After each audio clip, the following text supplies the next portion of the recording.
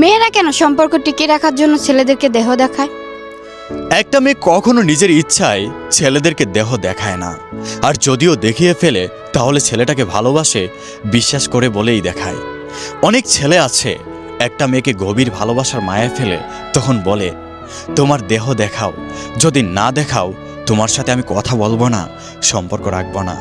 তখন মেয়েটা বাধ্য হয়ে ছেলেটাকে নিজের দেহ দেখায়, কারণ ওই যে মেয়েটা ছেলেটাকে ভালোবেসে ফেলেছে, মায়ায় পড়ে গিয়েছে। ছেলেটা তার সাথে কথা না বললে সে কষ্ট পাবে, তখন মেয়েটা ছেলেটার সাথে কথা বলার জন্য নিজের দেহ দেখায়। কিন্তু দুঃখের বিষয় হলো মেয়েটা ছেলেটাকে দেহ দেখানোর পর ছেলেটার মেয়েটার সাথে কথা বলে না, মেয়েটাকে খারাপ মেয়ে বলে সম্পর্কটা নষ্ট করে দেয়। আমি একজন ছেলে হয়ে বলছি, ছেলেরা ভালোবাসার যোগ্য কিন্তু বিশ্বাসের অযোগ্য।